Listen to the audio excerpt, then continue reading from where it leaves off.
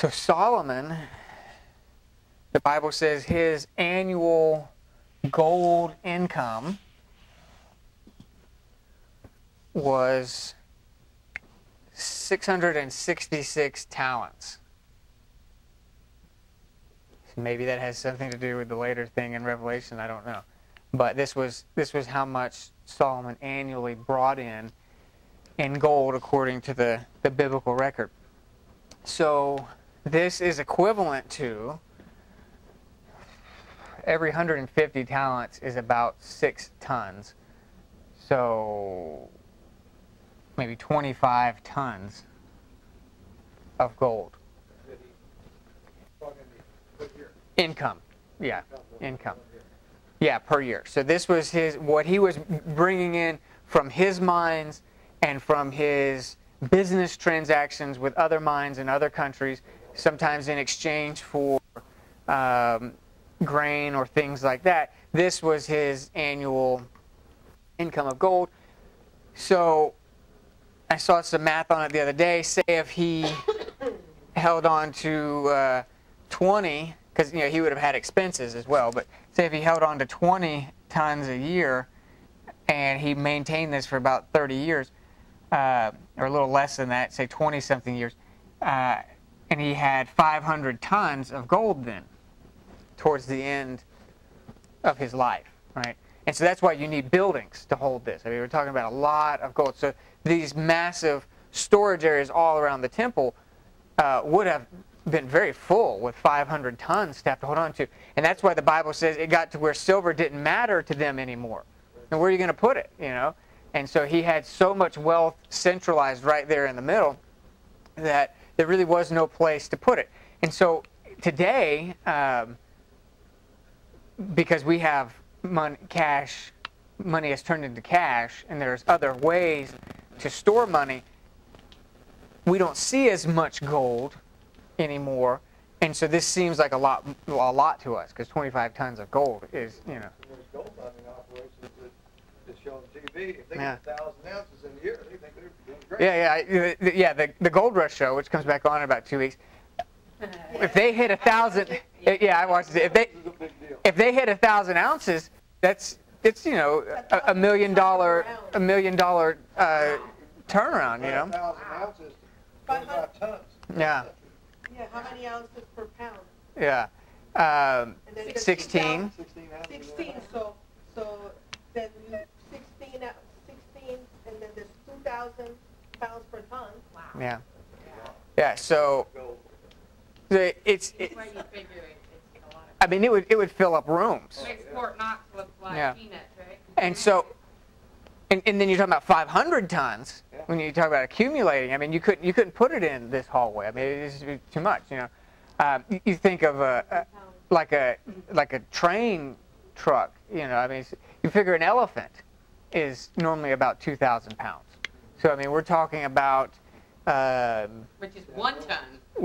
So we're talking about 25 elephants worth per year of gold that would come in with 500. I mean, you couldn't fit 500 elephants in a very small space. So anyways, this is a lot of, you know what? I wrote the wrong word up here. And you'll see why. So this is a lot of gold. But you'll see why I have this on my head in a minute. Because what Solomon had, what I'm trying to do with this lesson is compare what he had to the other nations around so we can see that it was not fantastic. So let me make a correction here. It was, no, that is right. Okay. Yeah, no, what I said is right. That is right.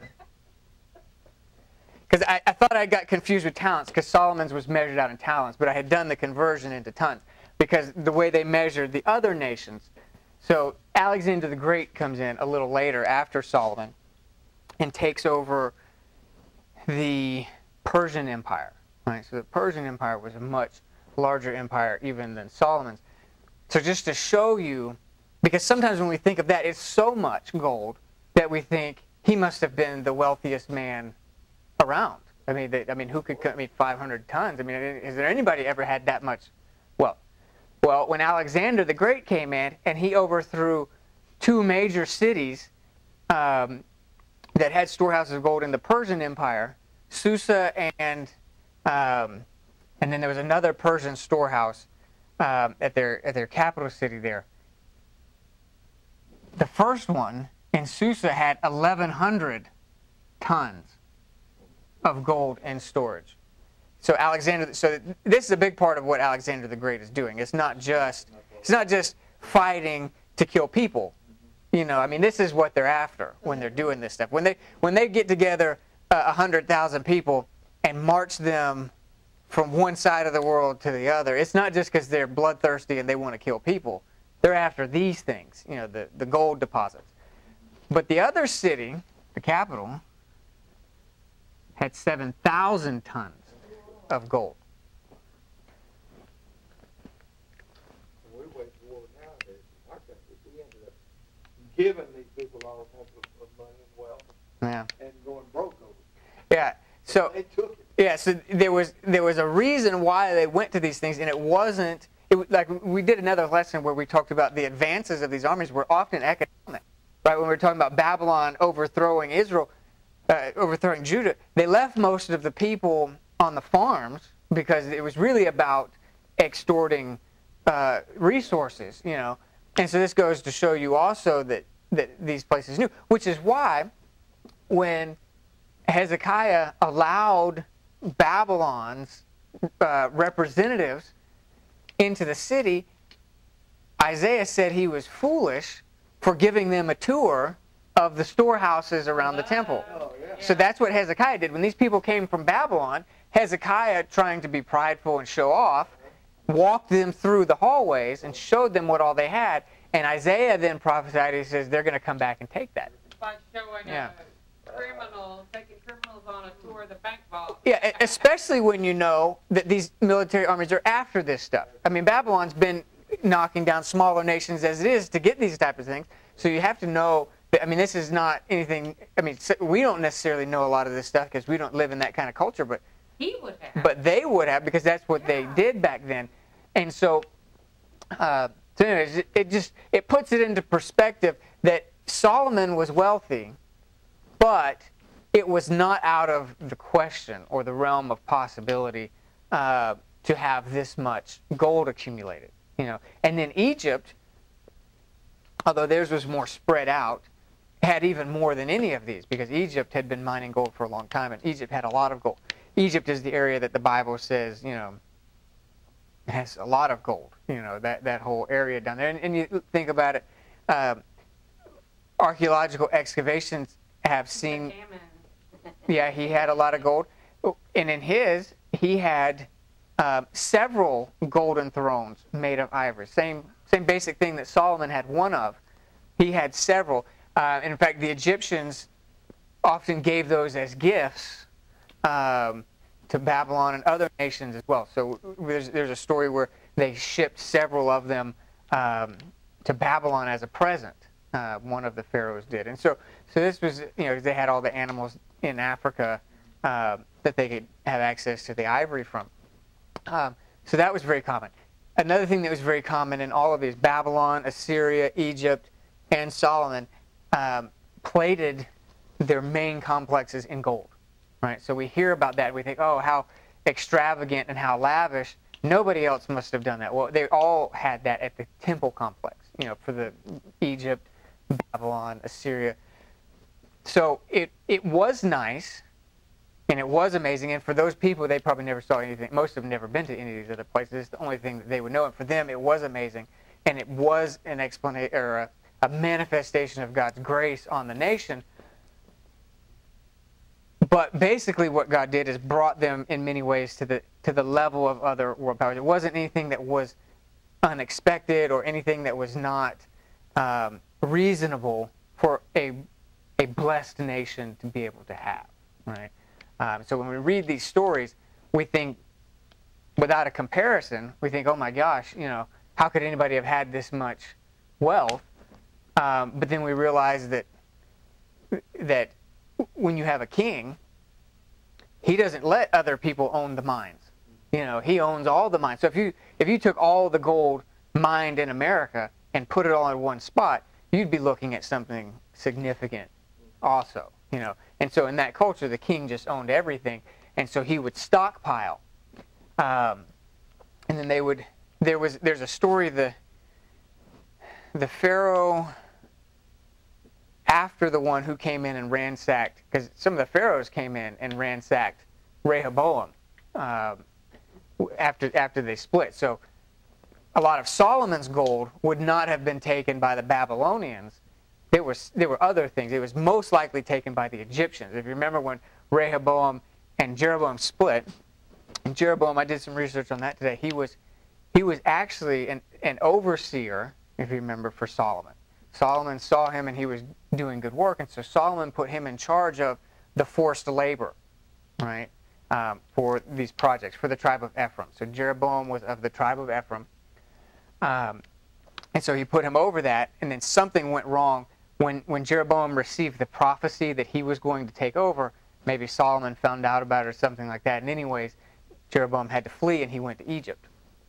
And so he... that really was. That was an easy place for them to go to. And so anyway, so through all of that, the Egyptians kind of find out about all the stuff that Solomon and them have and all that. So when they split, and Jeroboam is now leading all of that, then Judah becomes a prime target for the Egyptians because they know they've got an ally in Jeroboam, and so they want to get after all that stuff. And so he comes in and ransacks some things and took a lot. And so it's interesting, the guy who led that, his son, when he became Pharaoh, gave a gift to some temple of like almost 400 talents of gold. And so it's believed that that was from this stash here that was taken by his father. And so a few years later, when he took over the throne, he had a big stash as well.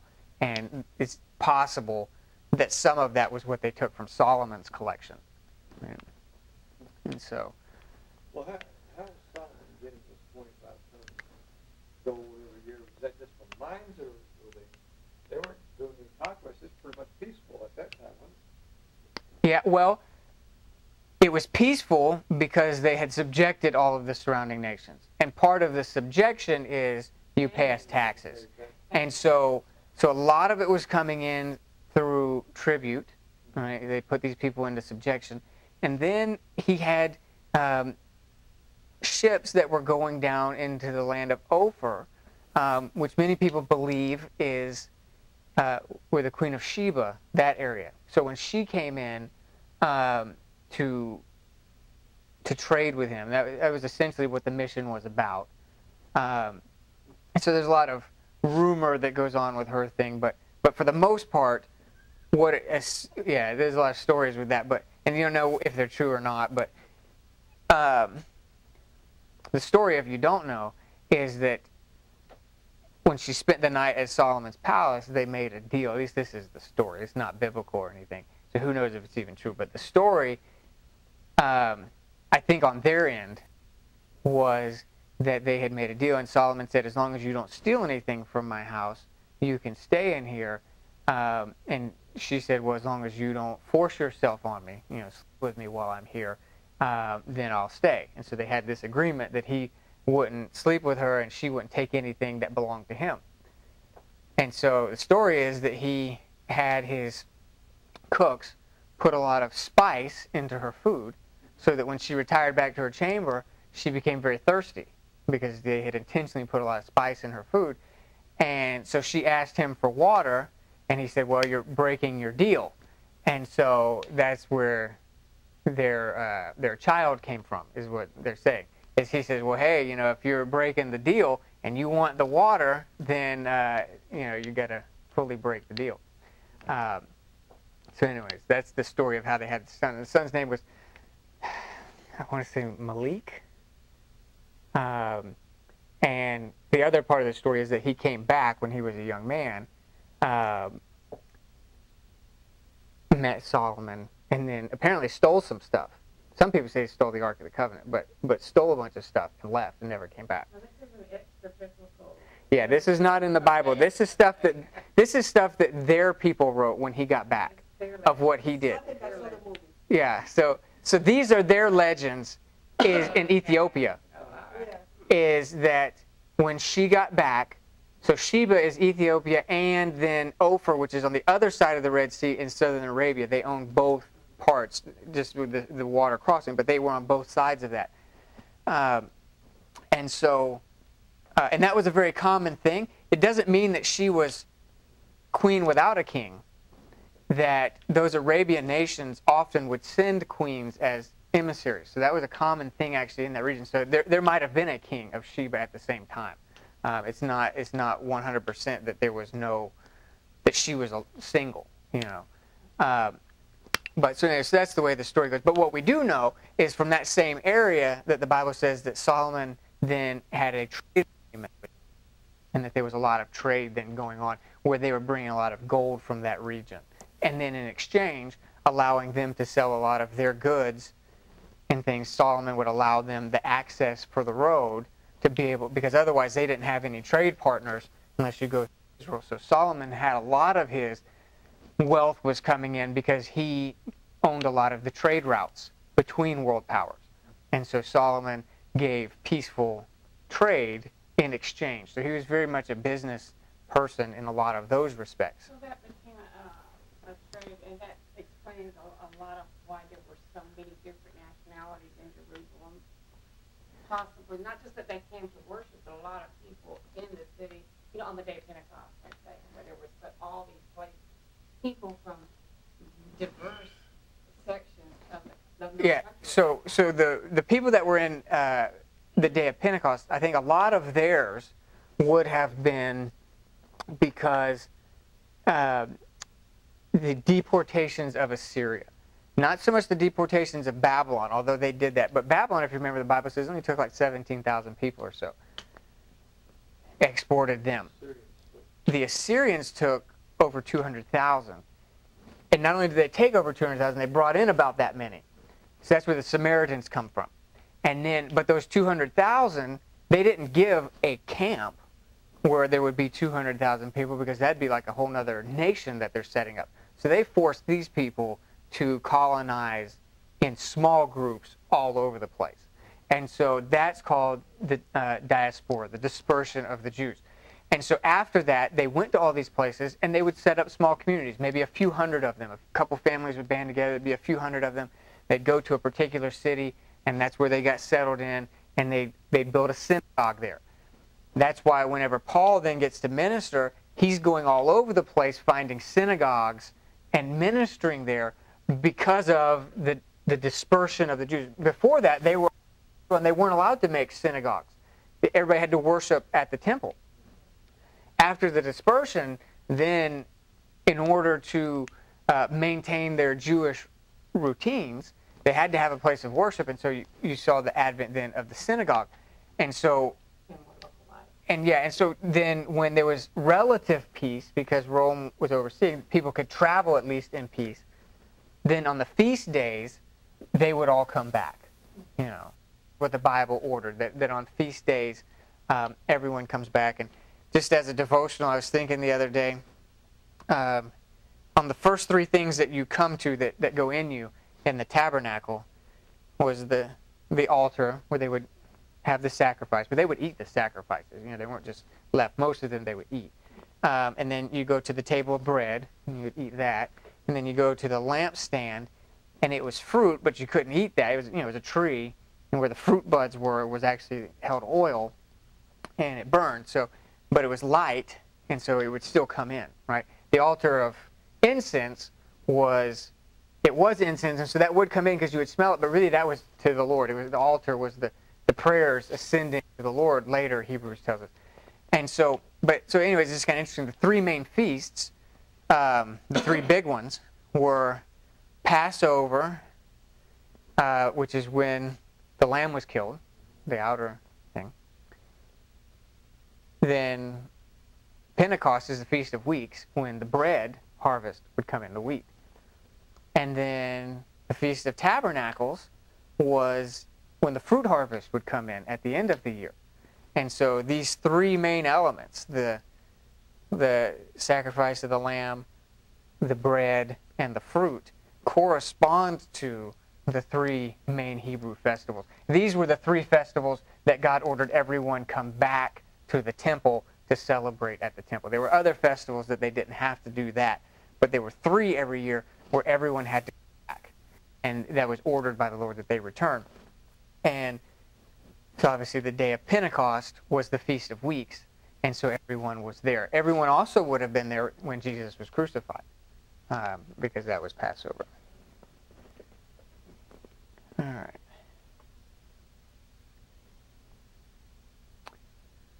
Makeda is the lady's name, the Queen of Sheba. Makeda. Makeda. And it's funny, Menelik is his name. I said Malek was Menelik. And he founded a city called Exum, which is still in Ethiopia today. It's one of the main cities in Ethiopia still. In fact, it's the capital city of Ethiopia. And so apparently, from what they're saying, that Solomon's son is the one who founded that. And up until 1975, they maintained a continuous line of Solomon's sons, apparently, at least according to them, as king. And in 1975, they were overthrown. But from the time of Solomon until 1975, Axum was governed by a king who apparently traced his lineage all the way back to Solomon. So.